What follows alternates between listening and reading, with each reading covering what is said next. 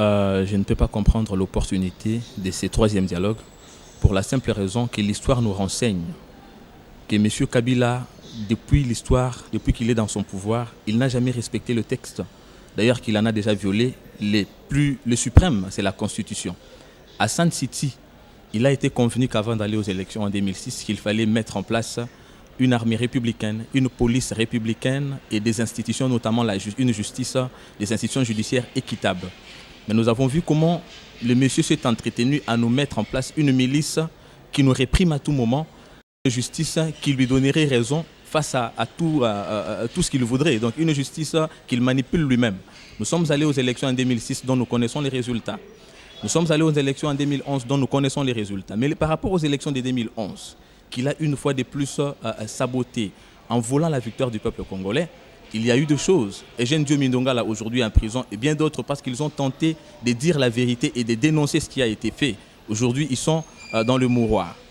Après ces élections, l'accord cadre de Sun City signé en mars 2012, M. Kabila, une fois de plus, a tenté de l'éviter en organisant les concertations nationales sous la gestion de Sassou Nguesso.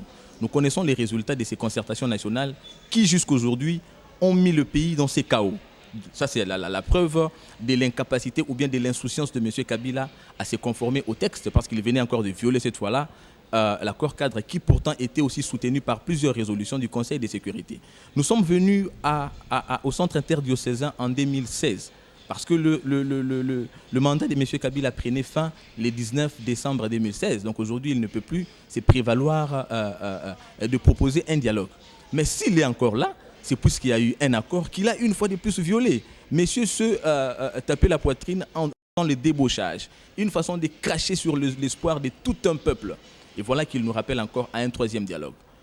Quelle référence avons-nous de son sérieux par rapport au passé? Déjà qu'il a tout violé dans son passage et même la Constitution.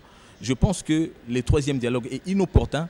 D'ailleurs, aujourd'hui, nous, Mouvement Téléma Eco, qui disons, si la classe politique se conformera ou bien pour des soucis de poste ira à ces dialogues, nous disons, nous qui représentons la population, Téléma Eco qui disons, les dialogues aujourd'hui avec M. Kabila consistera à son départ et il va le faire avec la population dans la rue.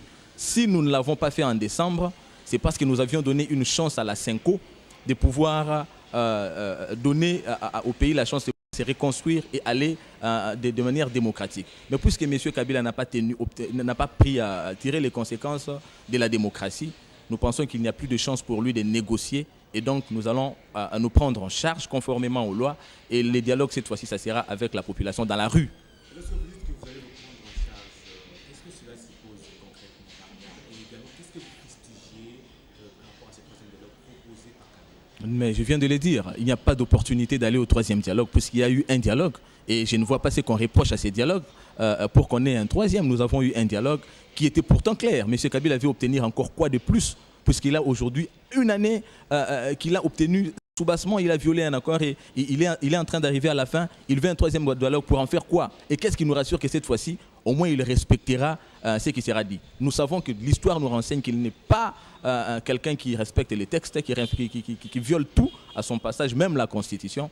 Plus question de dialoguer. Mais dialoguer, nous sommes au mois de septembre. Nous avons encore les larmes. Nous pensons aujourd'hui en septembre, nos frères qu'on a massacrés dans la rue en septembre passé, d'autres qu'on a brûlés et qu'on a enterrés dans les fosses communes.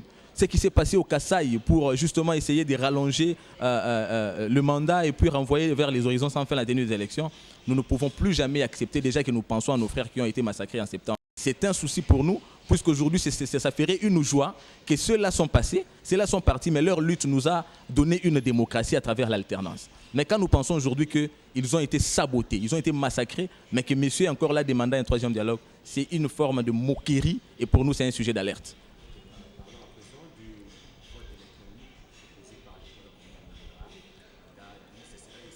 Mais M. Corneille Nangaa, aujourd'hui, a déjà fait preuve de son allégeance à la cause d'un individu. Il avait commencé lui-même. Je parle de moi-même qui l'ai rencontré. M. Corneille Nangaa a présenté les difficultés financières pour organiser les élections. Et ces difficultés, je ne sais pas comment il est parti de ces difficultés, comment il les a résolues. Déjà que les agents de la CENI menaçaient d'aller en grève, une stratégie justement de distraire la population, comme quoi la CENI n'était pas capable d'organiser les élections. Il nous parle aujourd'hui du vote électronique. Nous savons que c'est des mécanismes nébuleux pour essayer d'endormir la population et tricher. Ils vont tricher en faveur des Kabila qui veut rester au pouvoir. Le vote électronique, pour nous, ce n'est pas un sujet d'actualité. Le plus important pour nous, c'est d'abord constater l'organisation des élections. Qu'on nous présente un calendrier électoral, puisque nous savons que ce qui est conforme à l'accord de la Saint-Sylvestre, c'est que nous ayons les élections au 31 décembre. M. Nanga n'a pas encore présenté un calendrier électoral. Il a bâclé le processus électoral. Aujourd'hui, il nous parle encore du vote électronique qui n'est pas... Tout le monde sait que sur le plan de la faisabilité, ce n'est pas possible au vu de problèmes, des multiples problèmes qui rencontrent le pays, notamment aussi l'institution CENI. Donc c'est une manière de cracher sur la patience des Congolais qui ont accepté qu'il soit là et qui sait aussi que la CENI aujourd'hui est une caisse de résonance de M. Kabila, aujourd'hui qui constitue une tripartite avec le CENSA et le gouvernement pour essayer de prendre le peuple congolais en otage. Là n'est plus la question. La question, c'est aujourd'hui Téléma et Koki qui veut libérer le pays par les mécanismes constitutionnels. C'est moi qui vous remercie.